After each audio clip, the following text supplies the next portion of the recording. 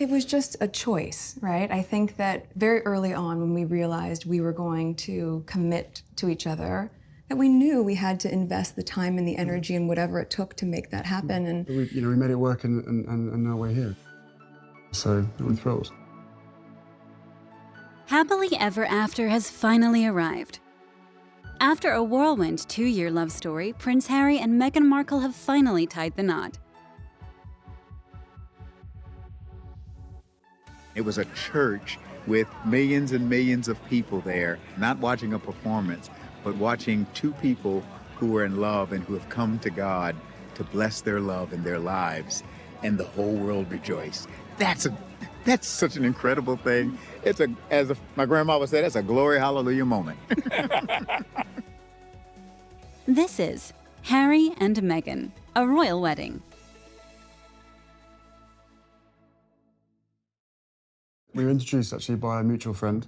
It was literally through her, and then we met once and then twice back to back, 2 dates in London last July. yes. Beginning of July. As a royal engagement, this has been relatively brief, but you have to think about it. Only 100 years ago, royal marriages were often arranged. You know, a foreign princess would be plucked out of Europe to marry roughly the right age, the one who was roughly the right sort of type. And of course now we've let people choose the love of their lives like everybody else does. Harry saw Meghan's photograph on Violet von Westenfeld's Instagram account because Violet does PR for Ralph Lauren, and Meghan was in this country, in England, doing some PR for Suits, and she was wearing Ralph Lauren. He saw the photograph and thought, wow, she's hot. And Violet said, well, you know, would you like to meet her? She's over here. Of course Meghan knew she was going on a blind date, but I mean, that's all slight fluff, you know, that she hardly knew anything about Harry. We now subsequently discover that, you know, she'd watched the Diana's wedding. She was an avid fan of the royal family, so she knew exactly who she was going on a blind date with. So it wasn't really a blind date at all. You know, clearly they clicked on the first date, had another date, and then started this long-distance relationship. And the only thing about the relationship that may have meant it fell by the wayside was the distance involved. But clearly, you know, every opportunity they had, whether it be friends' marriages or just at the end of a royal tour, Harry would fly to Canada or she would fly over here to London. So they did well to keep that going, given they were both extremely busy people. That we knew we had to invest the time and the energy and whatever it took to make that happen. And so yes, with the filming schedule, it was not the easiest because it of course included a lot of travel back and forth, but... I don't think you've had any idea what time zone you've been on for the last year and a half. No. No. Coming over here 4 days or a week and then going back and then straight into filming the next day, 4 a.m. wake-up calls on a Monday, yes. Straight into set, you know. And right off the plane and straight to set, yeah, just coming I'm just back trying to stay as close as possible, but you know, on 2 different time zones and 5 hours apart does have its challenges. But but we made it work and now we're here, so I'm thrilled. Well, Harry had to go to Toronto for the Invictus Games, which is his big charity, and Toronto is Meghan's adopted hometown, so they met there, and he decided that it was a good moment, or his press people decided it was a good moment for them to be photographed together. And they were watching a tennis match, and she was wearing a sort of big shirt and ripped jeans, and she looked really cool. And 6 months ago, they announced they were engaged. Your Royal Highness, Meghan Markle, congratulations to you both. Harry and Meghan gave an engagement interview in which he explained, well, actually, she did most of the explaining and she did most of the talking. And she said that Harry had gone down on one knee and she was just roasting a chicken in his cottage on the Kensington Palace complex, because they kind of couldn't go anywhere very much because they were followed by paps everywhere. So they stayed home a lot, and she loves cooking.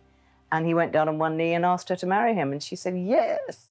Just an amazing surprise. It was so sweet and natural and very romantic. He got on one knee. Of course. Was it an instant yes from you? Yes, as a matter of fact, I could barely let you finish proposing. I was like, can I say yes now? She didn't even let me finish. She said, can I say yes, can I yes now? And then there was hugs and I had the ring in my finger and I was like, can I give you the ring? And she goes, oh yes, the ring. I think it's a really interesting time for the royal family, and I think this marriage sort of cements a transition that's been happening for a while with the monarchy modernising and moving with the times. If you look back to, 30 years ago, even, divorce was such a taboo. It's no longer a taboo. Our next king and queen are both divorced. So the fact that Harry is now able to marry someone who's been divorced isn't an issue, is a great thing. She's mixed race. That would have been an issue probably years ago. It isn't anymore. It's great. It means that Harry's wife is going to be much more reflective of society in general than the sort of blue-blooded people who've married into the royal family previously. So I think it's a brilliant thing. But above all of that, they're clearly in love. So that's, all the other things are just a bonus in helping to show a much more modern, relevant monarchy.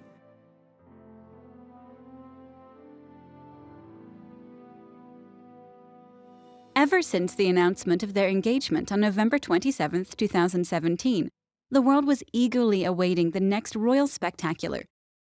They're very affectionate. They're clearly a couple very much in love. You can see that whether they're, doing an official engagement or just, on their way to and from. They're very affectionate with each other, very sort of supportive of each other, and clearly very happy. It's very sweet. The eyes of the world were on the historic town of Windsor. The wedding was held at St. George's Chapel in the grounds of Windsor Castle, the Queen's favourite residence. Now, Windsor Castle is what the Queen regards as home in London. It's 29 miles out of London. It's in a beautiful, scenic town, very old town, and it's where she has her horses. It's where she can be private. Buckingham Palace is a wonderful, wonderful building, but that's sort of thought of as the office. That's where lots of staff come. That's where she can meet ambassadors. That's where she can deal with all the things she has to. But Windsor is home. They wanted Windsor for a number of reasons. First of all, it's a more intimate venue than Westminster Abbey, and I think, Harry not being directly in the direct line of succession, he didn't want a big state do, and nor did Meghan. It has enough guests to allow them to have lots of people there, but make it feel a little bit more intimate. Also, it's a place that's very close to the Queen and the Duke of Edinburgh. They're in residence at Windsor at the moment, so it's easier for them to get to. They're in their 90s. Prince Philip has just had a hip operation, so again, that helps. And also, it's a place that we know that's become very special to them. They've spent time at Windsor together when they were going out before they got engaged. We know they spent time at Windsor Castle and at Frogmore. So all of those things, I think it was a very personal choice. They love Windsor. The Queen loves Windsor. They regard it, although she doesn't own Windsor, they regard it as their home, and it's obviously got all these, beautiful grounds. And they even changed the plane so they wouldn't fly over, because almost, I think, every 30 seconds a plane comes over Windsor Castle. It's right on a flight plan. So they stopped that. The ceremony is being held at St. George's Chapel, which is part of Windsor Castle, and it's in the old crenellated walls. What's interesting about the chapel is it's beautiful. It's not huge. I think about 600 people can fit in, which is nothing like Westminster Abbey, which is 3 times the size. Built in 1475, this stunning 15th century Gothic chapel has seen many a royal wedding within its walls. Hundreds of hours of planning brought incredible beauty and elegance to a setting fit for a fairy tale. Arches of beautiful white peonies and roses, and it was all sourced from the Queen's gardens, the royal gardens.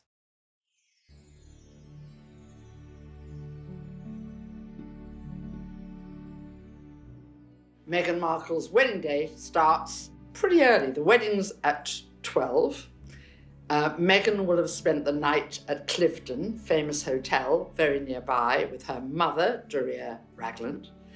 And Harry is going to spend the night with his best man, Prince William. Before the guests began to arrive, and before the crowds began lining the streets, a massive operation was underway to ensure that every aspect of the couple's special day would go swimmingly. Preparation for a wedding on this scale has been going on for, the last 6 months since they got engaged, but even before that. And it's extraordinary, the scale of the preparation, not just from Windsor preparing itself and everything that goes with that, from road management to security, huge security operation, but then all the finer details of the wedding, the dress, the cake, the catering, the invitations, getting people from around the world over here, the broadcasting, all of that. It's a massive operation, and it's taken all hands on deck, all the households, Kensington Palace, Buckingham Palace, and Clarence House, so many councils, the help of the government, the Department for Culture and Sport are on it. It's huge. It's a major national event. So on the security side, of course, there's a great deal of worry, but that will have been very efficiently handled. Sewers will have been searched, every street will have been searched. I think the police, MI5, Scotland Yard, sniffer dogs will all have been involved. Normally, royal weddings are organised by the Lord Chamberlain and done in a very formal manner, but in this case, I think Harry and Meghan had a big hand in the organisation. And the most similar wedding would have been Prince Edward to Sophie Rhys-Jones, which was also at Windsor. And they also invited, I think they invited 2,000 members of the public who'd been working on their charitable causes. And they left the chapel in a carriage and drove around Windsor town. So it was modelled on another wedding, but it had obviously some very important twists to it. This is not a state wedding. It will feel like it. It will look like it because there's going to be a carriage and outriders. But this is nothing like the wedding of William and Catherine at Westminster Abbey. Believe it or not, William and Kate's wedding wasn't a state occasion either. Charles and Diana's was, because he is the heir to the throne. And if you have a state occasion, it means you have to invite, heads of state, prime ministers, politicians. No, Meghan and Harry weren't under that kind of pressure. They could just invite their friends, but really there were an awful lot of people from their charities there. Every detail has been carefully considered by Meghan and Harry, and by all reports, they have been involved in every single decision. Even their invited guests, they invited 1,200 members of the public, people who were war heroes, people on charity boards. They invited them personally to come and watch the wedding. Meghan and Harry provided gift bags for them. They have fruit and drinks for a little reception for them. They've tried very hard to be as inclusive as they possibly can. But I think because a lot of the guests were sort of Hollywood A-listers, the public loved that because they could recognize them. You're not going to recognize, Harry's maiden aunt necessarily, but you are going to recognize George and Amal Clooney. And so there was Serena Williams, who we guessed would be there, who's a friend of Meghan's. And then Oprah Winfrey and the Clooneys actually, I think, only met Harry and Meghan a couple of times. So I think they were very surprised, but delighted to be invited. So, I mean, if you are the future Duke and Duchess of Sussex, you can actually invite anyone and they're going to come. I think I'd like to invite the Clooneys. Well, we knew there were going to be a certain amount of celebrities. We knew Meghan was inviting most of the cast of Suits, who all came and had dinner at Clifton House with her the night before her big day. We were a bit surprised to see Oprah Winfrey. It was a pleasant surprise walking in with Idris Elba. Never bad on the eyes. Well, I think Amal Clooney won the Best Dressed prize because she had this amazing orangey, sort of orangey yellow outfit on, which was Stella McCartney, and a matching hat. And he rather cutely had a matching tie and a handkerchief. I think he would have looked nice in a morning suit because he's very elegant, Clooney. So I think she definitely won the prize. Although I think one of William's cousins looked very, very good. And she had a floral dress and a floral hat, one of the McCorkadale girls. One thing we saw was a true meeting of Hollywood royalty and British royalty. We've never seen so many celebrities at a royal wedding before. Interestingly enough, there were some royals cut off the guest list. Generally, at these things, we have a lot of cousins, a lot of royal connections, loose connections. Harry decided enough of that. He really cut short the kind of hangers-on, the people, second and third cousins. He was done. We're going to see from Harry, I think, a much more focus on real people and not so much his royal connection.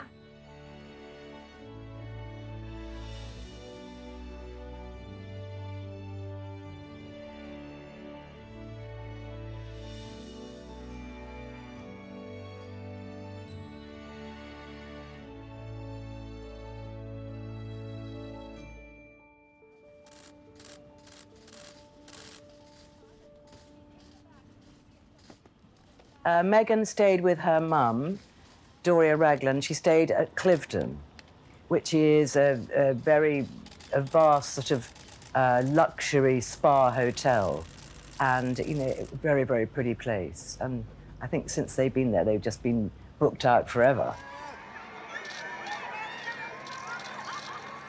As Meghan Markle and her mother Doria Ragland left Cliveden House and made their way to Windsor Castle, crowds got their very first glimpse of the blushing bride. A rapturous applause followed them as they made the drive down the long walk. In just over an hour, Meghan would pass along this road again, but by then she will be royalty. Well, there was great excitement when William and Harry arrived, and they walked down very sort of casually from the castle down to the chapel, and they were wearing their dress uniform. And the Queen had given him permission to wear the uniform with a beard, because normally in the army you can't wear the ceremonial uniform with a beard, but she loves Harry, so he can get away with anything. Prince Harry was commissioned into the Household Cavalry Regiment, into the Blues and Royal Squadron, and he served with them for more than 10 years, and they'll have a very special role on the day. There's also going to be support on the day. We'll see representatives from the Gurkhas, who Harry served with, and also the Army Air Corps, who he served with later on as an Apache co-gunner pilot. So there'll be a strong representation from the military, and also lots of other regiments that he has honorary positions, like the Royal Marines, in which he's now Captain General. The armed forces is very close to Harry's heart, and so there'll be, we'll see a lot of them on the day.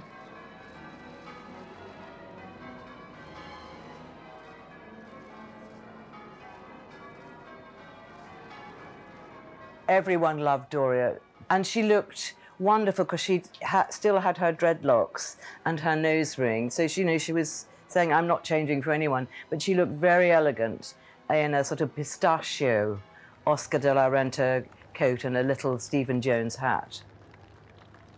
So the Queen wore this wonderful bright lime green dress and coat, which was by Stuart Parvin, who's one of her favoured designers.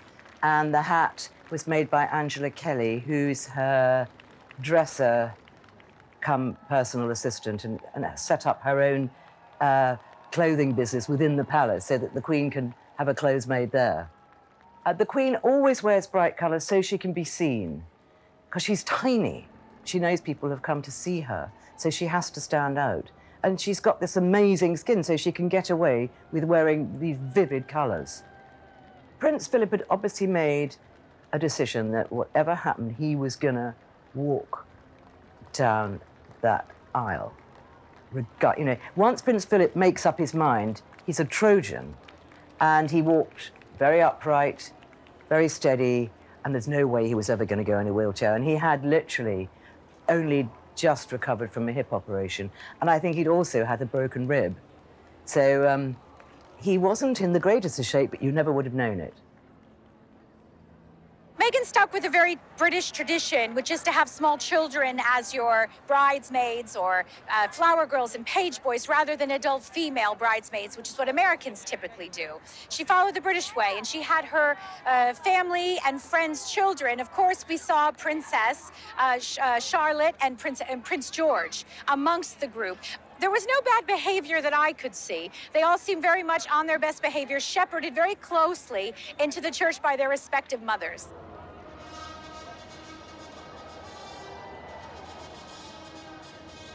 I think Meghan thought she just couldn't choose between all her girlfriends who to have as a matron of honour.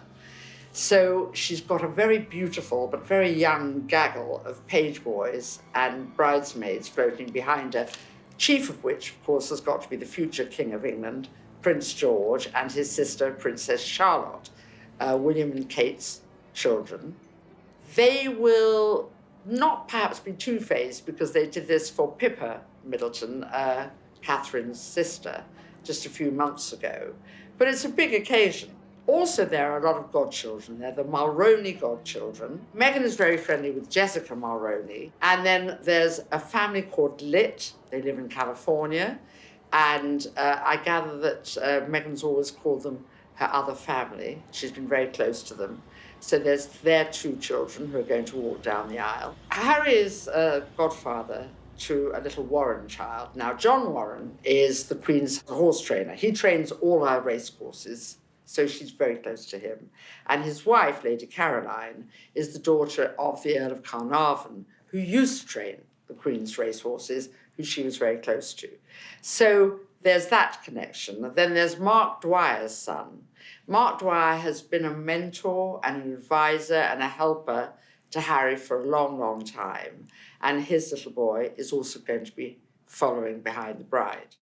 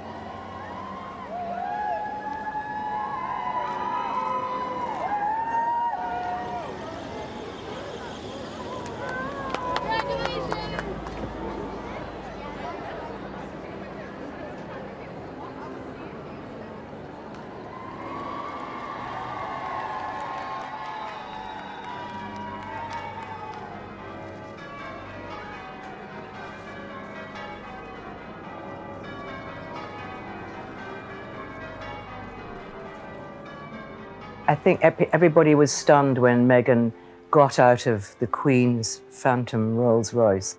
I mean, she was in this virginal white dress with a beautiful train, and on the train were embroidered the emblems of the Commonwealth, because that's going to be her area of work. And she had, obviously her borrowed thing was the tiara, which was beautiful, beautiful bandeau tiara from the Queen's collection. There's always a tremendous amount of speculation as to what designer the bride will wear. Going into this, the strong favorite was Ralph and Russo. In fact, it was widely reported Meghan would be wearing Ralph and Russo. And then, just yesterday, there was a very strong buzz that it was going to be Stella McCartney. So you can imagine everyone was completely taken off guard this morning when she emerged in a stunning dress by a British designer called Claire Waite Keller, who happens to be the first British artistic director of Givenchy. So she's wearing a Givenchy dress designed by a Brit. Meghan was always going to wear a British designer today. She has virtually no choice, but she chose an extremely classic, simple, and elegant design. I met with Meghan late last year, and so we had an initial meeting, and then I found out in early January. Oh, it was an extraordinary moment when she told me, of course, it's an incredible thing to be part of such a historic moment, and the fact that also the opportunity to work with her. It was very collaborative. I think she had very much seen my work and knew what I did. I think she loved the fact that I was a British designer and working in a house such as Givenchy, which has got its roots in a very classical, beautiful style, of course, from the time of Hubert himself. So it was a wonderful way to kind of start the collaboration with her, just talking about that, and also finding what she really wanted for her day, and just to find the absolute perfect style for her. It's a process to actually work on a dress such as this, and part of it was really conversations at the beginning, and then through a series of sketches that I proposed to her, and we exchanged conversations about what would be the ultimate sort of lines and proportions and the scale of the dress. But over time, we quickly got to a point where I know she felt really that she knew exactly what she wanted, having tried some toiles and some of the mock-ups that I had shown her, and then it evolved into the final design. Oh, she's exactly what you see on TV. She's just so genuine and warm and radiant. She's just glowing, and she's a strong woman. She knows what she wants, and it was really an absolute joy working with her. And I came up with the idea of maybe representing each of the countries, the 53 countries of the Commonwealth, through their flora and fauna. And we both love the story of that. And it also meant that every single one of those countries also journeyed up the aisle with her, which I thought was a really poetic moment. Even the little 3D flowers here, which are done in organza and just lift gently off the veil. And then some of the flora, so you have some of the orchids from some of the Asian countries. And here's just some of the more wild flowers that would be in the veil and how they were represented in the scale. She was very happy. It was a beautiful morning, you know, just the perfect morning when going to get married. It's pretty amazing. It's really hard to describe. I think it's going to hit me a little more tomorrow. When I get home, but it's surreal.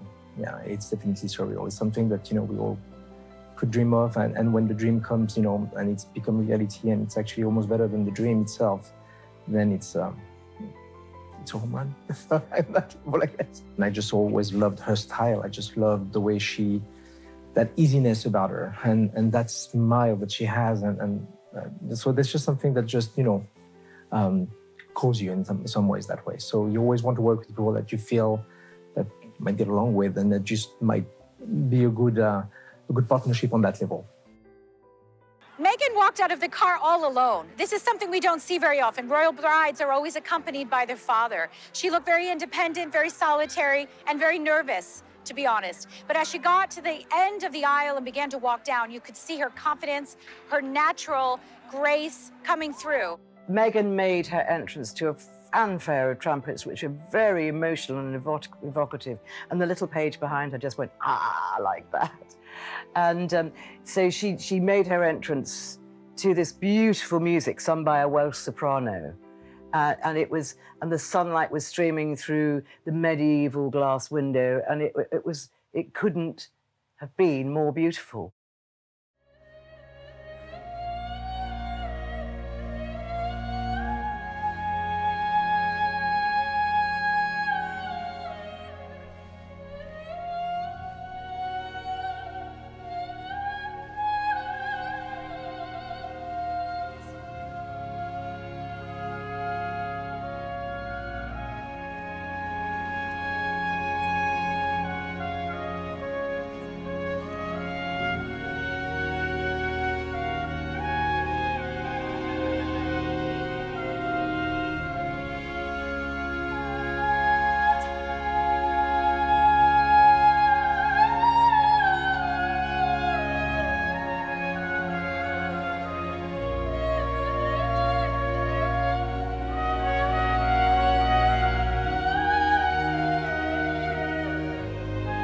A little less than halfway down the aisle, there's a beautiful screen which was decorated with roses and peonies, and Prince Charles took her hand there and escorted her to the high altar to Harry, and he said, "Thanks, Papa."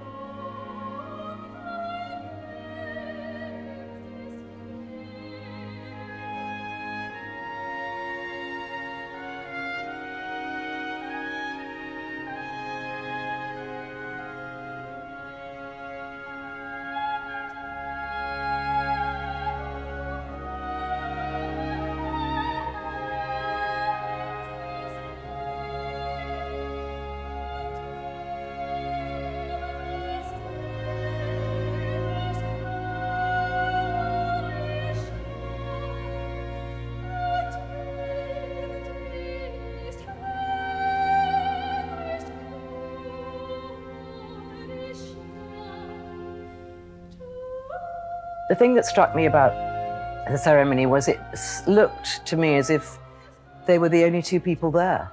I mean, they just looked into each other's eyes and the rest of the world wasn't there. And Meghan smiled her wonderful Hollywood smile, and she kept smiling. And then Harry lifted back her veil, which I'd not seen at a royal wedding before, and it was very romantic. And the other unusual thing was that Harry put on a wedding ring, which is really more European. Most British men don't wear wedding rings. Sort of aristocratic British men don't wear wedding rings. I don't know why. They just don't. They wear a signet ring, with their sort of coat of arms. But they don't wear a... But so Harry's kind of being modern and doing what Meghan wants him to do. Well, I'm happy that this has been a day of joy and happiness for both the royal couple and the families, but for everybody who was there in the church, and by church I mean those who were physically present and those who were virtually present. Church is bigger than space, than physical space, absolutely. And it was a church with millions and millions of people there, not just watching, as you say, not watching a performance, but watching two people who are in love and who have come to God to bless their love in their lives, and the whole world rejoiced. That's such an incredible thing. My grandma would say, that's a glory hallelujah moment. Well, obviously, the preacher Curry was a standout moment of the service, because we saw for the first time ever, probably, the royal family start to get the giggles in church. And normally they have a very stern church face. The Queen and Prince Philip kept their church faces, but the other members of the family were tittering, and that we just loved that. I mean, because he went on and on and on. And it was meant to be 6 minutes, and it was nearly 14. Not that anyone disliked it, because he went on, but he was a bit repetitive. But in a way, that's what everybody is going to remember about that wedding. It's the Archbishop Curry. What was he say? I may not preach like Peter, I may not pray like Paul. I think we have a lot to learn, but you learn from all over the world. Yeah. And I learned from Michael this passion, this openness, this enthusiasm, and that know that it comes out of a living relationship with Jesus Christ, not out of some purely academic process. It's from deep within his heart. And I praise God for the fact that because of what Christ does, we are brought together, we belong to the same church, we're brothers in Christ. His message was that of love, and he kept repeating this. And he opened with the words of Martin Luther King, and then he said, this is all about love.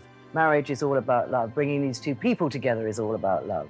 Well, he could have said the whole thing in 10 minutes. Well, no, in 6 minutes, the 6 minutes he was allotted. But I think he just got into it, and it really was wonderful. Come on. Let's have an honest answer. It was planned, and I thought it was going to be 6 minutes. It was a little longer than that because there were pauses in there. Okay. Forgive me later. I'll get it. One of your colleagues said 13 minutes, 10 seconds. Is that 13 minutes? Oh, you had to time it, didn't you? He said 12. I said, I don't know how long it was. And the Archbishop said, it was 12 minutes. I was being kind. When Meghan and Harry were pronounced man and wife, there was an uproarious cheer from outside that they could hear themselves, and they brought huge grins to both of their faces. Meghan and Harry very much felt the support of the great British public throughout the day because they could hear them very close, just outside the castle walls. And it was wonderful to see them react to what they could hear were cheers of joy and support. When Meghan and Harry emerged from the church, we had a beautiful shot of them framed by gorgeous bouquets of flowers, and then, of course, a very touching and romantic kiss, which we knew was coming, but it was nonetheless romantic and spontaneous when it happened.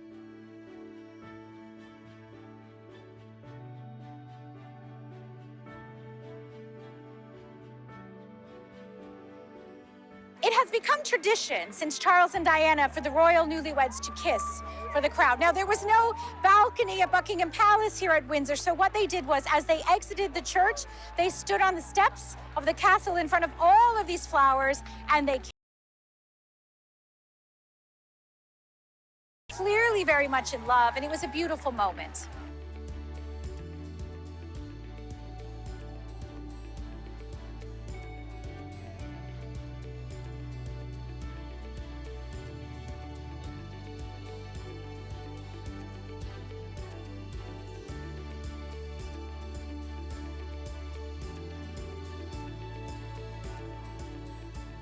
After Meghan and Harry exited the church, the royals stood behind them, several steps in a line. It was a way to show respect to the new couple, and it was a beautiful, beautiful family image.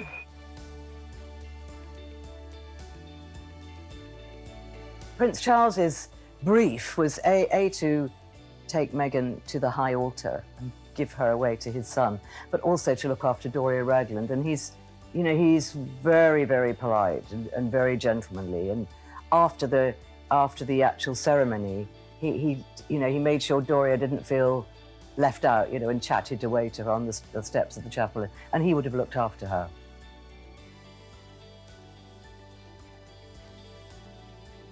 Poor Kate Middleton had about 25 days in total following the birth of Prince Louis before she had to show up and look beautiful at her new sister-in-law's wedding. This is something that all of us new mothers would have looked on with some dread. However, Kate Middleton, as usual, looked immaculate. She was wearing a primrose yellow Alexander McQueen coat dress. Now, of course, Alexander McQueen is who designed Kate's own wedding dress. So I think it was a nod and a throwback to that very special day for her as well. But today was a big day for Kate because not only was she on hand to support Harry and Meghan and William, but also her two children played a very big role in the service, and I'm sure she was nervous about their behavior. Prince George has been known to go off book more than once.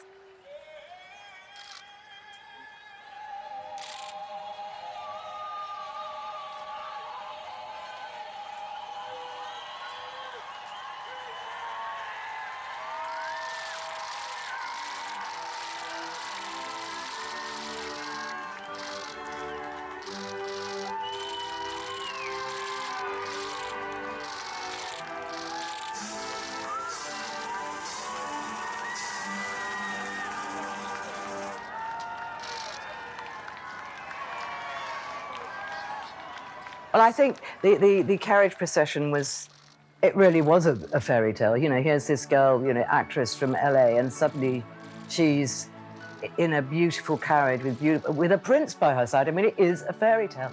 And the excitement of the crowd was really stimulating and catching, and everyone was cheering and screaming. They were screaming, "Harry, Harry."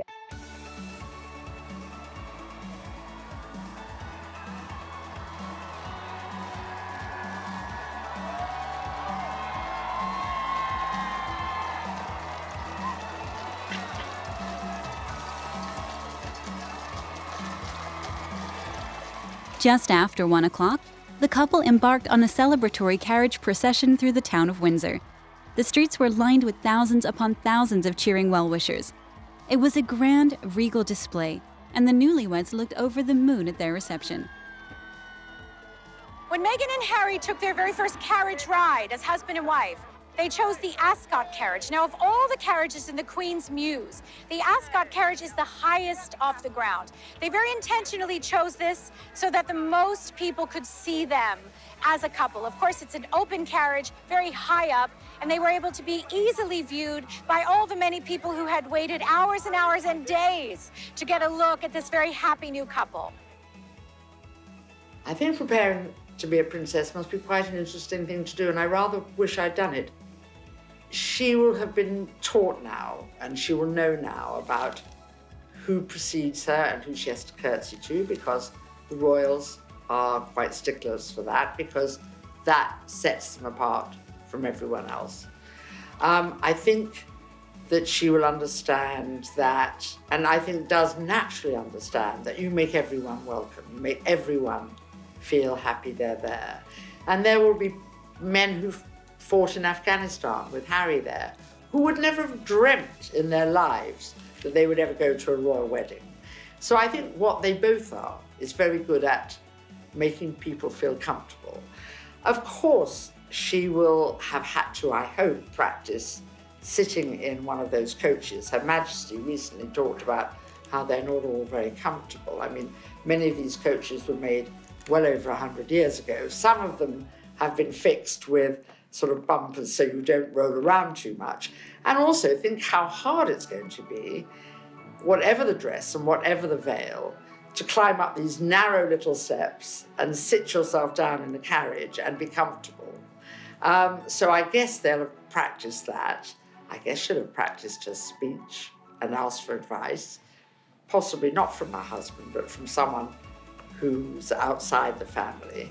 I think that all the lessons she's probably been having in the last few months, getting to know the palace, getting to know the staff at the palace, getting to know the staff that work for Harry in particular, and those for Harry and William, and now they will separate. I hear they're going to have a large flat in Kensington Palace, as the Duke and Duchess of Cambridge have. So they've been living in this tiny cottage. They're now going to have their own staff. They do have some already to handle their own arrangements, handle visits. And of course, they're not going on honeymoon. I should think they'll have 2 or 3 days to themselves, but there's a royal garden party in Buckingham Palace, and apparently Meghan has said she wants to go and Harry wants to go. And I think they'll probably drift off somewhere very romantic that means somewhere to them, Botswana or Africa or Australia, sometime in August when everybody else is away.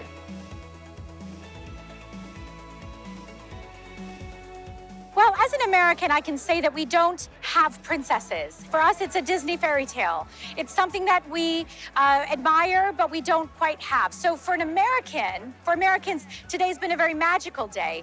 There are as many Americans here nearly as there are Brits. Certainly in terms of television reporters, we've seen 300 people alone from NBC in America have come out to cover this wedding because Americans feel like we finally got our own princess. And not only that, the fact that she's biracial has been tremendously powerful for young girls who have yet to see a princess that looks like them.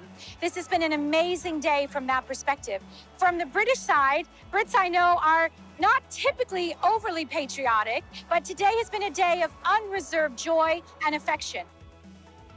Prince Harry is one of the favorite royals of nearly everyone I know. And the reason is he's always been someone that people could relate to. He gets himself in trouble. He has done all kinds of naughty things, but it's the kind of thing that people laugh at, respond to, and feel like he gets it. Harry really distinguished himself in the military as well. I think that was kind of the making of him as a young man. He has shown an unabashed passion for humanitarian causes, particularly in Africa, where he set up his own charity. And I believe that Harry's beloved by the British public. Therefore, they're very much welcoming of his choice.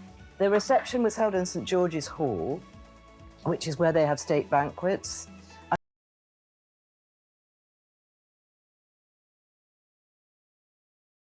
Huge, but it was a standing reception because 600 people is you can't seat 600 people in there, and they had footmen were bringing around champagne in magnums, I think it was, and this beautiful sort of what they call bowl food, which is like a little scoop, and they had lobster and shrimps and avocados and asparagus, and then there was a stage at the end, just a sort of, not a huge stage, and Harry got up and Prince Charles gave a speech in which he talked about practically seemed like yesterday he was changing Harry's nappy, and now look at him. It was slightly embarrassing, but not too bad. And then Harry got up and he thanked everybody, and in My Wonderful Wife, and every time he said my wife, everybody cheered. And then he said, does anyone play the piano? And then Elton John got up, and there's a big, huge Steinway there, and he played 4 numbers, and that was just amazing. The evening event was at Frogmore House, which is part of the Windsor Castle estate.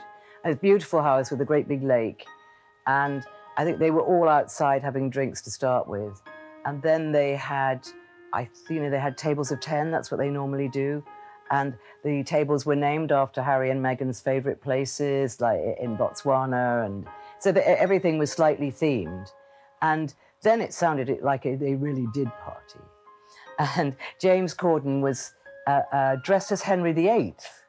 Can you believe it? And he acted as sort of unofficial compere, and somebody else was a DJ, and they had a lot of 60s soul music, and then it got really, like sort of hip hop later. Well, I think for me, the standout moments were the first glimpse of Meghan's dress, seeing her standing on the kind of the entrance of the chapel, waiting to go in, looking magnificent. The train, Meghan's beautiful train, and also the very touching sight of Meghan's mother sitting by herself, holding back the tears, not quite so successfully. It's a big moment for any mother, but particularly for Doria Ragland today must have been incredibly overwhelming. Having your daughter walk down the aisle by Prince Charles is something rather extraordinary, and certainly would have been for her. There was also a particularly touching moment when Meghan first walked down the aisle to Harry. He looked at her and he said, "Hi." And then he said, "You look amazing." So for those of us romantics, it brought quite a tear to our eyes to see this couple that's very obviously madly in love see each other at the altar for the very first time. When Prince Charles finished his walk down the aisle, Harry turned to him and said, "Thanks, Pa." And it was very, very touching. And then we also saw, of course, the bond between William and Harry. William was very supportive of Harry and looked himself to be getting quite emotional on Harry's behalf. I think the connection between William and Harry, particularly in light of the fact that their mother couldn't be there, is all the more touching to see on this special day. I had the extraordinary good fortune to be at William and Kate's wedding as well as Harry and Meghan's today. And I would say what stood out to me was William seemed far more nervous than Harry did. Harry was far more emotional than William. We saw a lot more tears from Harry. I don't remember seeing any from William on the day. But in both cases, the brides appeared to be less nervous and more strong than the grooms, which I thought was very touching and romantic. Both William and Kate and Meghan and Harry appear to be two couples who are very much madly in love with each other, and far from the days in royals past where things were arranged and things were loveless. In both young couples today, we see a great, strong bond of romance, love, and affection. So their first marital home is going to be Nottingham Cottage in Kensington Palace. It's where William and Kate first lived when they married. And it was actually Harry's bachelor pad for a while. It's a 2-bedroom cottage, which sounds quite modest, but obviously it is in the grounds of this spectacular palace. But we know that there are lots of renovations going on within the complex. And the apartment next door to William and Kate is actually being tipped as their future home. It's a 21-room apartment, currently houses the Duke and Duchess of Gloucester. But we know renovations are taking place, and I would be quite surprised if at some point they don't move into a bigger place. They're going to need the room, I think.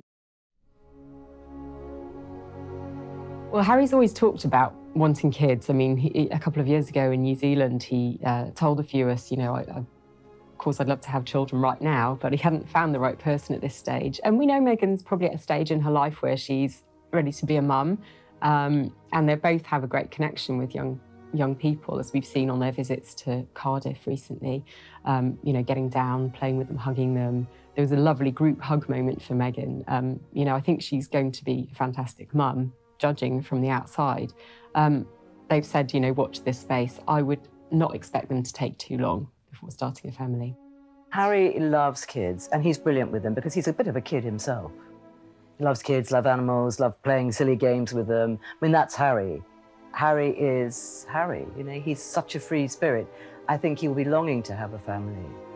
But I feel that he is so in love with Meghan that she can really help him. I think he when he came out of the army, he was quite lonely because, William and Kate were there, but they were all sort of happy families. And I think Harry was desperate to get married. And he wears his heart on his sleeve. He's a very emotional person. And I think that they are a very good match because I think Meghan's a bit tougher than Harry. And I think she will, they will be a very good team together. But we always say that. You have to be careful because we said it about Fergie and Andrew, we said it about Edward and Sophie, we said it about Charles and Diana. So it doesn't always work. The first thing they did was they attended a royal garden party, and that was because it was in aid of Prince Charles's 70th birthday, which is coming up in November. Then they went on their mini honeymoon, and when they came back, they attended Trooping the Colour, which was obviously, Harry was very anxious for Meghan to see the British military at its very, very best.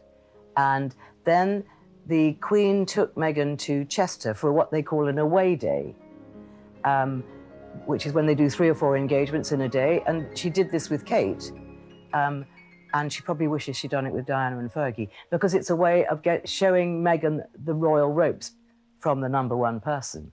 And then, obviously, then they've all been at Royal Ascot, which is another glorious English institution. And Harry wants Meghan, to see sort of the English social season. Together, as I said, there's a hell of a lot of stuff and work that needs doing. At the moment, for us, it's going to be making sure that our relationship is always put first. But no, look, both of us have passions for wanting to make change for good, and with lots of young people running around the Commonwealth, that's where we're going to spend most of our time, hopefully. And it was really one of the first things we connected on. It was one of the first things we started talking about when we met, was just the different things that we wanted to do in the world and how passionate we were about seeing change. I think that was, that's what got date 2 in the books, probably. Plenty to talk about. What is interesting about Harry and Meghan is she is an activist. She's been an activist before she met him. She spoke about feminism and gender equality in the United Nations. She cares about LGBT causes. She cares about Africa. She went to Africa to help get water to somewhere. So the Commonwealth is a natural interest for both of them, and we have a Commonwealth, Britain. Even though they're not part of the old British Empire, they voluntarily say they want to stay in the Commonwealth, and they have interaction with one another, and the Queen is their very head of state, and they like that, they choose that. So they have both said that they want to help with the Commonwealth.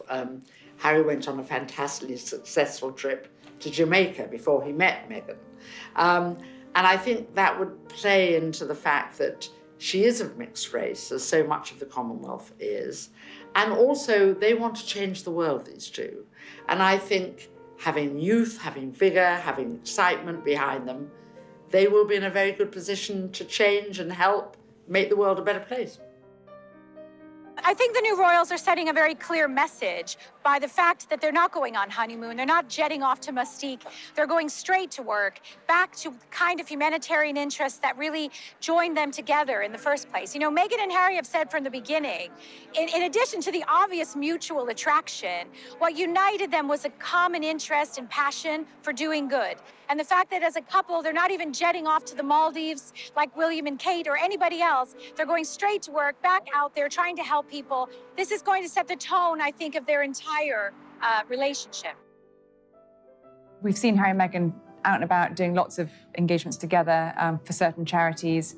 Street Games is one, community-based sports project for young people that Harry's been very involved with, that Meghan has thrown her support behind. Also, we've seen them out and about at engagements that look at female empowerment and gender equality, which is something that Meghan's very keen on. We know when she gets married, she will join the Royal Foundation of the Duke and Duchess of Cambridge and Prince Harry. She will become the 4th patron of that. And then together we'll see them, doing a lot more engagements together around those core issues that that foundation supports, which is conservation, supporting young people and the armed forces. After they get married, we're also going to see them embark on a lot of overseas travel. We know that just last month, the Queen made Harry a Commonwealth Youth Ambassador. And that means he's going to be doing a lot of work to support young people across the Commonwealth and also in the UK. So we know that in October, they'll be in Australia for the Invictus Games. That tour will almost certainly be widened out to possibly New Zealand, maybe some South Pacific islands too in the Commonwealth. So they are really going to be seen as a sort of young, glamorous royal power couple doing a lot of philanthropic and charity work, and also boosting, the monarchy standing and the causes that the monarchy supports, things like the Commonwealth that are very close to the monarchy's heart.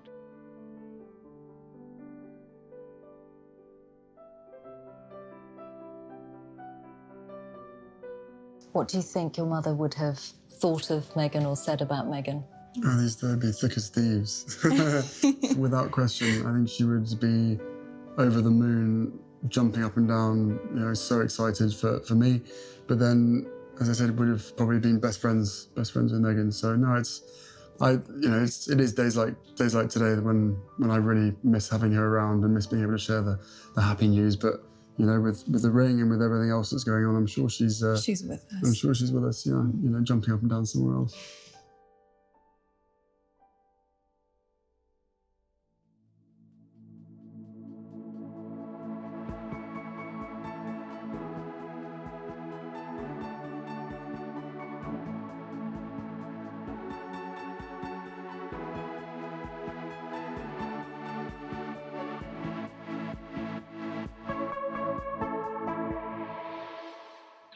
Harry and Meghan came out of the castle to drive through Home Park to Frogmore, and Meghan was wearing this stunning Stella McCartney dress, and Harry had this E-type Jaguar, beautiful blue E-type Jaguar, and Meghan was wearing a sort of one of Diana's aquamarine ring. So everything had a significance, and they literally drove off into the sunset. It was extraordinary. And I think that is my lasting image of them.